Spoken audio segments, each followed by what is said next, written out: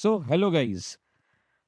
तो पार्ट 2 का continuation is part 3। यहाँ पे हम लोग उन्हीं टॉपिक्स का एक एक्सटेंडेड न्यूमेरिकल्स करेंगे। हम लोग न्यूमेरिकल में और अच्छे होने चाहिए, इसलिए मैं कुछ बहुत सारे क्वेश्चंस की प्रैक्टिस करवा रहा हूँ ताकि ये टॉपिक बिल्कुल अच्छे से क्लियर हो। देखो, इस पे डायरेक्ट कोई क्वेश्चन आने के चांसेस बहुत कम है क्योंकि बहुत इजी टॉपिक है। बट एक इम्पॉर्टेंट बात, ये हर एक चैप्टर का, फिजिकल के हर एक चैप्टर का बेसिक्स है। आपको हर एक चैप्टर में मोल्स, मॉलिक्यूल्स, एटम्स निकालने के लिए आएंगे ही आएंगे। मतलब वो सारे क्वेश्चन जो इससे बाद में हम लोग सॉल्व करने वाले हैं, जो बड़ा पोर्शन आएगा उसके ये छोटे छोटे पोर्शन है। करेक्ट है? तो हम लोग इसीलिए इस टॉपिक पे ज्यादा फोकस कर रहे हैं। तो हमारा आज का पहला न्यूमेरिकल इज, क्या बोला है? Calculate the mass of SO2 which contains, है ना, 36 into 10⁻23 atoms of oxygen. Correct है? मतलब मुझे इस बार क्वेश्चन में क्या दिया हुआ है? एटम्स। करेक्ट। आप सभी को अगर फॉर्मूला अच्छे से याद होगा, तो अब आपको एटम्स दिए हैं, एटम से आपको मॉलिक्यूल निकालना पड़ेगा, मॉलिक्यूल से आपको मोल्स निकालने पड़ेंगे और 4 मोल से मास निकालना पड़ेगा। ठीक? तो हम लोग स्टेप वाइज जाते हैं। एटम दिया हुआ है मुझे, कितना दिया है एटम्स? बिल्कुल करेक्ट, दैट इज 36 इंटू 10⁻23 दिए हैं। अच्छा, स्पेसिफिकली ये किसके एटम्स हैं? ऑक्सीजन के एटम्स हैं। तो हम लोग मॉलिक्यूल्स निकालेंगे कैसे? हमको जो भी क्वेश्चन में एटम्स दिए रहेंगे, हम लोग उस एटम्स को डिवाइड कर देंगे बाय एटॉमिसिटी। करेक्ट है? एटॉमिसिटी से डिवाइड करेंगे। तो कितने एटम्स दिए हैं हमको? 36 इंटू 10⁻23। बहुत अच्छे।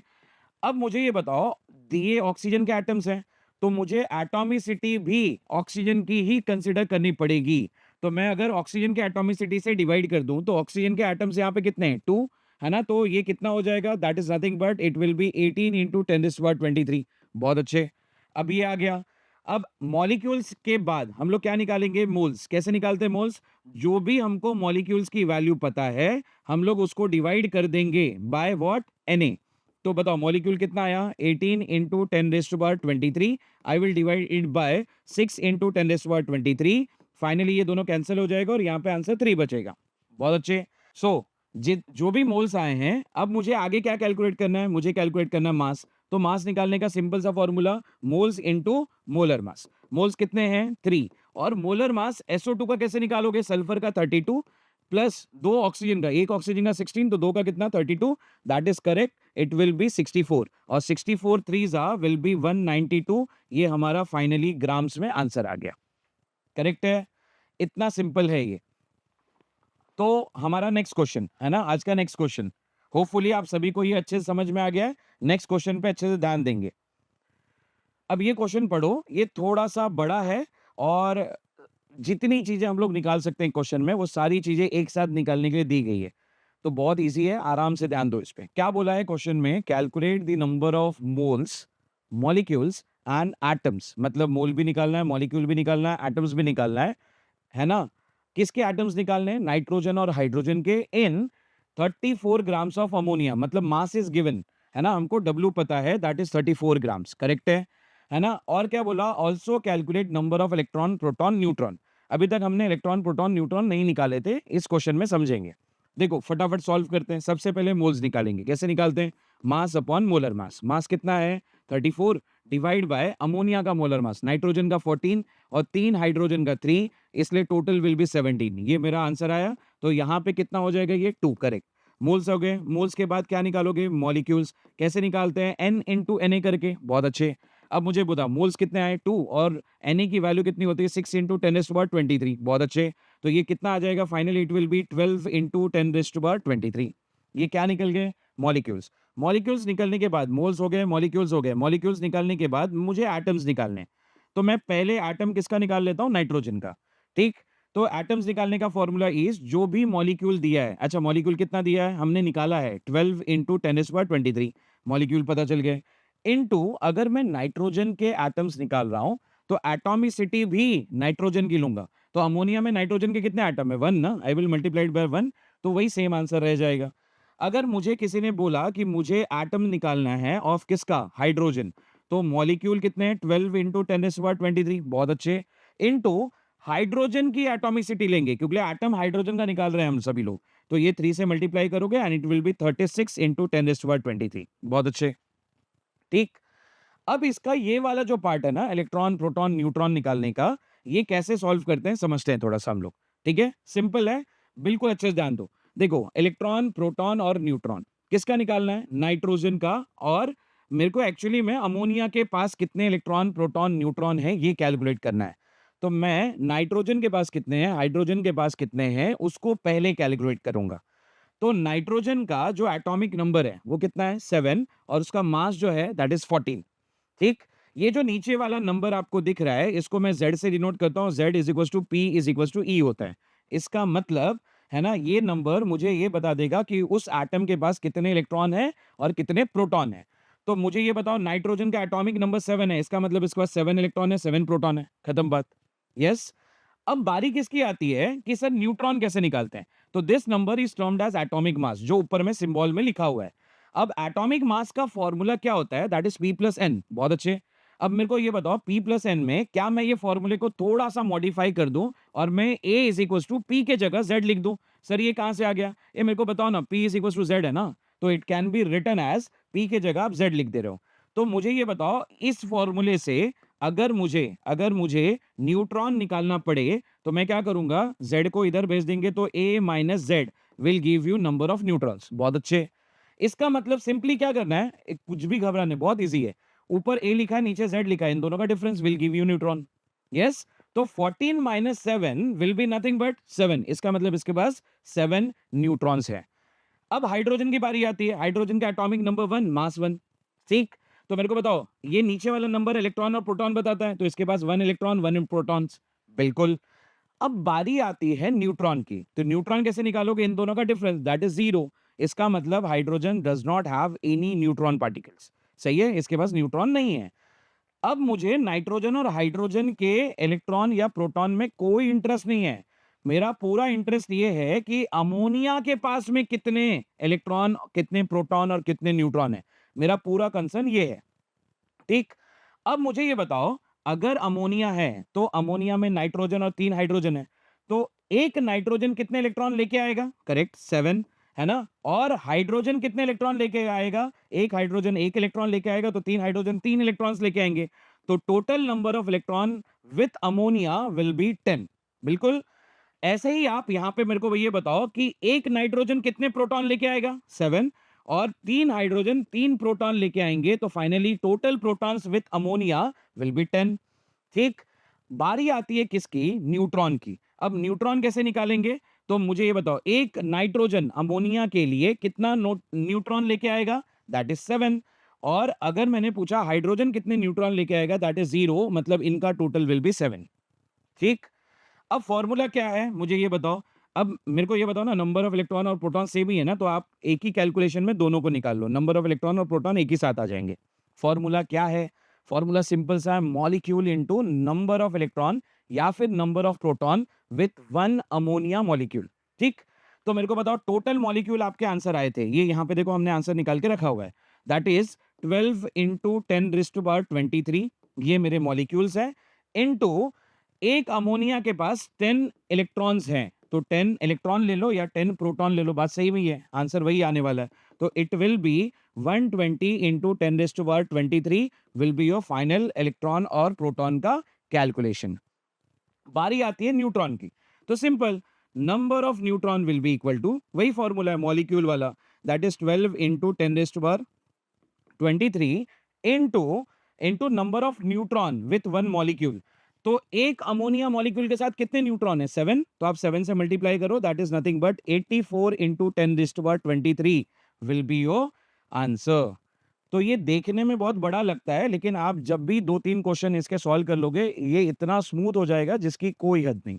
ठीक है, बहुत सिमिलर क्वेश्चन है। मैं चाहता हूं आप सभी लोग ना इसका एक और वर्जन सॉल्व करें, मतलब वही सेम क्वेश्चन आप दोबारा सॉल्व करें विथ डिफरेंट डेटाज। इस बार मैंने आपको क्या दिया है क्वेश्चन में? मैंने 40 ग्राम्स दिया है SO3 के। आपको यहाँ पे उसके मोल्स, मॉलिक्यूल्स, एटम्स निकालने हैं। किस किस के एटम निकालने हैं? सल्फर के और ऑक्सीजन के। नेक्स्ट आपको निकालना है इलेक्ट्रॉन, प्रोटॉन, न्यूट्रॉन। ठीक।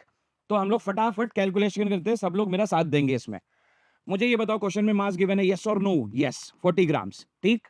अब मुझे सबसे पहले क्या निकालना होगा? मोल्स निकालने होंगे। कैसे निकालेंगे हम लोग? 40 डिवाइडेड बाय SO3 का molar mass will be, sulphur का कितना होता है? बहुत अच्छे, 32 प्लस एक ऑक्सीजन का 16, तो 3 का कितना? 48 है ना? इन दोनों का टोटल विल बी 80। तो 80 से अगर तुमने डिवाइड किया तो ये 1/2 हो जाएगा।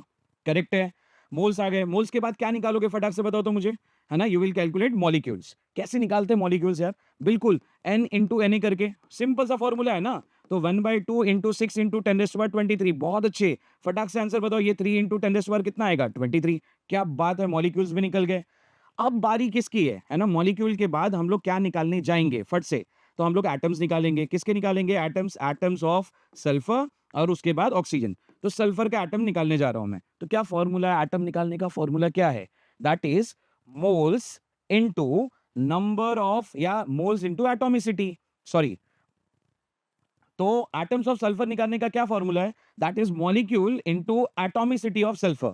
तो मॉलिक्यूल बताओ मुझे कितने हैं? मॉलिक्यूल है 3 इंटू 10⁻23। बहुत अच्छे।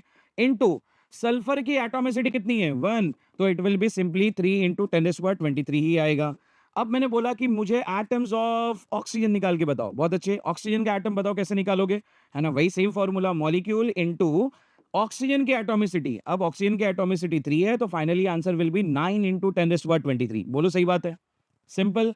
तो ये इधर वाला पार्ट तो कंप्लीट हो गया। अब बारी कौन सा है? इलेक्ट्रॉन, प्रोटॉन, न्यूट्रॉन की। ठीक, सिंपल है यार, बहुत इजी है। इतना इजी है मेरी घर की बाई को आ जाता है ये, है ना? थोड़ा सा ध्यान दोगे तुमको भी आ जाएगा। ठीक, चलो मुझे ये बताओ कैसे निकालोगे? How will you calculate? क्या निकालना है हमको? Electron, proton, neutron. करेक्ट। अब मुझे बताओ, सल्फर सल्फर सल्फर सल्फर का एटॉमिक नंबर 16, है ना? Mass is 32। तो मुझे ये नीचे वाला नंबर क्या बताता है? कि इसके पास 16 इलेक्ट्रॉन्स है, 16 प्रोटॉन्स है। बहुत इजी। यस और नो? और क्या बताना है मुझे? नंबर ऑफ न्यूट्रॉन्स बताने हैं। तो मुझे इन दोनों का डिफरेंस निकालना है। 32 minus 16 will be 16। Correct, simple. अब मुझे ऑक्सीजन की बारी है। ऑक्सीजन का एटॉमिक नंबर कितना? 8, है ना? और ऑक्सीजन का मास कितना होगा? That is 16। फिर मुझे ये बताओ, ये नंबर मुझे ये बताएगा इसके पास 8 इलेक्ट्रॉन, 8 प्रोटॉन्स है। बहुत अच्छे। न्यूट्रॉन निकालने के लिए सिंपल, दोनों का डिफरेंस 16 माइनस 8 विल बी 8। अब मुझे काम SO3 के नंबर ऑफ इलेक्ट्रॉन, प्रोटॉन या न्यूट्रॉन से है। ठीक, कैसे निकालेंगे? मेरे को बताओ, अगर SO3 बना तो SO3 का SO3 के लिए कितने इलेक्ट्रॉन्स लेके आएगा? 16। ठीक, एक ऑक्सीजन 8 इलेक्ट्रॉन्स लेके आएगा, लेकिन मेरे पास ऐसे, है ना, कितने ऑक्सीजन है? 3 ऑक्सीजन है, तो इट विल बी 8 3 कितना? 24। मतलब 3 ऑक्सीजन मिलके मेरे लिए 24 इलेक्ट्रॉन्स लेके आएंगे SO3 के लिए। तो इन दोनों का टोटल कर दो, इट विल बी 40। तो मुझे ये बताओ ना, यहाँ पे भी 40 आएगा, यहाँ पे भी 40 आएगा, क्योंकि नंबर्स आर सेम। ठीक, तो मुझे ये बताओ नंबर ऑफ, तो मुझे ये बताओ number of electron, proton, neutron, तीनों का कैलकुलेशन सेम आने वाला है। अगर तीनों का कैलकुलेशन सेम आएगा तो एक साथ निकाल लेते हैं। Formula is molecules. ये मॉलिक्यूल्स कितने आए थे हमारे? करेक्ट, दैट इज 3 इंटू 10⁻23 आया था। इनटू कितने से मल्टीप्लाई करना है? 40 से। तो 43 सा कितना हो जाएगा? Correct, that is 120 into 10⁻23 is my answer. It takes hardly, है ना, 2 मिनट्स टू सॉल्व इतना बड़ा क्वेश्चन, है ना? कुछ भी टफ नहीं है। आपको इस चैप्टर में ध्यान रखना है, आपको फॉर्मूला जितना अच्छा याद है, आप अप्लाई उतना अच्छा कर पाओगे, उतने स्पीड में कर पाओगे।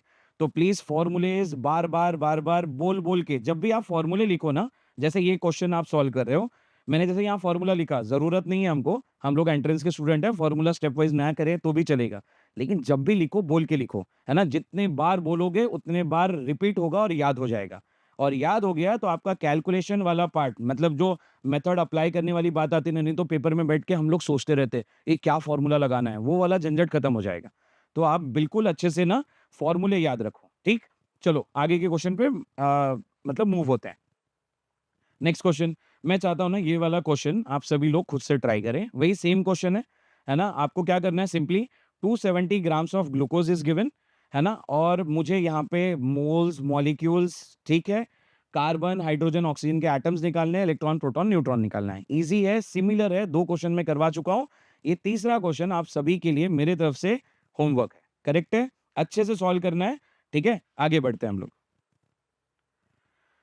चलो, अब नेक्स्ट क्वेश्चन का टाइप है ना? मैं आप सभी से चाहता हूं इस क्वेश्चन पे ना बहुत अच्छे से ध्यान दो। अभी तक हम लोग डायरेक्ट फॉर्मूला यूज कर रहे थे, हमने वो जो बड़ा सा एक फॉर्मूला पढ़ा था, डायरेक्ट उसको यूज कर रहे थे। पहली बार ऐसा कोई क्वेश्चन आया है जिसमें मैं आपको उसका अप्लीकेशन सिखा रहा हूं। आपने वो जो फॉर्मूले पढ़े, आप उसको अप्लाई कैसे करोगे ना, मतलब जिसमें कुछ ना कुछ डेटाज मिसिंग रहेंगे, तो वैसे क्वेश्चन कैसे सॉल्व करते हैं ये देखो, बहुत मजेदार क्वेश्चन है, प्लीज अच्छे से ध्यान देना। क्या है question? Calculate the mass of methane. Methane का मास कैलकुलेट करना है, which contains same number of hydrogen atom in 60 grams of ethane। Simple. क्या फॉर्मूला है मुझे ये बताइए। क्या बोला है उसने कि आपको मीथेन का मास निकालना है और मीथेन के बारे में आपको कुछ नहीं पता। ठीक, पता किसके बारे में? आपको इथेन के बारे में। उसने क्या बोला है ना कि मीथेन का क्या मास होगा, है ना, which contain same number of hydrogen atom, है ना, जो 60 ग्राम्स इथेन में। मतलब मैं आपको हिंदी में इसका बहुत अच्छे से मतलब समझाता हूं। वो क्या बोल रहे हैं, तुम्हारे पास अ, तुम्हारे पास 60 ग्राम्स किसके हैं? इथेन के, C2H6 के, करेक्ट। इसमें जितने हाइड्रोजन के एटम हैं, अगर उतने ही हाइड्रोजन के एटम मीथेन में होते तो मीथेन का मास क्या होता है, ये उसका सिंपल मतलब है। अगर मुझे कैलकुलेशन करने के लिए आया है तो मैं क्या करना चाहिए, स्टेप वाइज अगर करें तो आपको सबसे पहले इससे मास से मोल्स निकालो, मोल से मॉलिक्यूल निकालो, और मॉलिक्यूल से हाइड्रोजन एटम निकाल लो। ठीक, ये निकाल लिया। अब इतने ही हाइड्रोजन के एटम किसके कंसिडर कर लो, किसके कंसिडर कर लो? मीथेन के। मीथेन के भी उतने ही हाइड्रोजन के एटम कंसिडर करने हैं, क्योंकि उसने बोला है कि same number of hydrogen atom है। अब मुझे मीथेन का क्या पता चल गया? Hydrogen atom. ठीक, एक बार मुझे उसका एटम पता चल गया तो मैं एटम से क्या निकाल सकता हूं? मॉलिक्यूल। मॉलिक्यूल से मैं क्या निकाल सकता हूं? मोल्स। और फिर मैं मोल से क्या निकाल सकता हूं? मास। है ना, आपके पास बहुत सारा टाइम होगा तो आराम से स्टेप वाइज करते हुए सॉल्व करिए, है ना। लेकिन हम लोग एंट्रेंस के स्टूडेंट्स हैं तो हमको इतना बड़ा मेथड पेपर में सॉल्व करने के लिए नहीं आने वाला। मतलब बहुत डिफिकल्ट होगा अगर मैं एक एक करके ऐसे सॉल्व करूं, और कहीं भी एक छोटा सा एरर, है ना, विल हैम्पर योर पूरा एफर्ट। ठीक है, तो बहुत इंपॉर्टेंट है कि आप इसको ना जितना रिड्यूस कर सकें कैलकुलेशन को, उतना रिड्यूस करो। ठीक, तो मैं क्या कर रहा हूं, मैं आपको ना एक मेथड सिखा रहा हूं इस क्वेश्चन को सॉल्व करने के लिए, जो कि एक सिंगल स्टेप प्रोसेस है। ठीक, एक सिंगल लाइन में हमारा पूरा कैलकुलेशन आ जाएगा। ठीक, देखते हैं कैसे करते हैं इसको। क्या आप मेरे साथ एग्री करते हो कि इस क्वेश्चन को मैं ऐसे भी रीड कर सकता हूं कि number of hydrogen atom in किसमें? इथेन में, is equal to number of hydrogen atom in methane. बहुत अच्छे। यस सर, उसी ने क्वेश्चन में बोला है ना, आप सभी लोग अच्छे से पढ़ो कि दोनों के number of hydrogen atom same है। मैंने भी वही बोला कि दोनों के number of hydrogen atom same है। ठीक, अब मैं काम करता हूं ना, इसके हाइड्रोजन एटम यहीं पे निकालता हूं। कैसे निकालते हैं? अगर मुझे किसी का मास पता हो तो। अब इसका मास मुझे पता है कितना है, 60। Mass divided by molar mass. अच्छा, इसका मोलर मास कैसे निकालोगे मीथेन का? मुझे ये बताओ। मीथेन का मोलर मास, कार्बन का मास इज 12, दो कार्बन का कितना हो जाएगा? 24 प्लस, है ना, एक हाइड्रोजन का 1, तो 6 का 6, है ना, it will be nothing but 30। ठीक, अच्छा, mass upon molar mass gives you moles. अच्छा, moles into Na, moles into Na will give you molecule. बहुत अच्छे। अच्छा, मॉलिक्यूल इनटू हाइड्रोजन की atomicity will give you number of hydrogen atom. तो ये वाला जो पार्ट है ना, ये नंबर ऑफ हाइड्रोजन एटम, ये कैलकुलेशन इसको रिप्रेजेंट कर रहा है। इक्वल्स टू, मुझे इसके बारे में नहीं पता। ठीक है, मुझे इसका मास नहीं पता तो मैं W ले लेता हूं ना। मुझे मास नहीं पता, वेरिएबल कंसिडर कर लेते हैं, दैट इज W। अच्छा, मीथेन का मोलर मास, मीथेन का मोलर मास कार्बन का 12 और हाइड्रोजन का कितना? 4 हाइड्रोजन इसलिए 4, total will be 16। A mass upon molar mass will give you moles. A moles into Na, moles into Na, that is molecules, है ना, और मॉलिक्यूल्स इनटू हाइड्रोजन के एटम्स, एटॉमिसिटी ना, दैट इज 4। तो आप जो वो पूरे स्टेप्स में करने वाले थे, मैंने उसको एक लाइन में लिख दिया है। और ये कोई ट्रिक वगैरह नहीं होती है, ये फॉर्मूला अच्छे से याद है ना, तो ये सब डेवलप हो जाएगा आप सभी के साथ। ठीक, अब देखो कैलकुलेशन कितना इजी हो गया। Na कैंसिल, ठीक है ना, कितने जा? 2 जा। ठीक, उसके बाद मेरे को ये बताओ कितने जा? 4 जा, है ना, 2 6 जा 12, और 12 4 जा 48, तो मास विल बी 48 ग्राम्स। एक सिंगल स्टेप में आपका पूरा कैलकुलेशन इज रेडी। जो आप 2 पन्ने में करने वाले थे, आपके वो एक लाइन में सॉल्व होके खत्म हो गया, है ना। तो यही सारी चीजें करनी है हमको। आप अच्छे से ध्यान दें,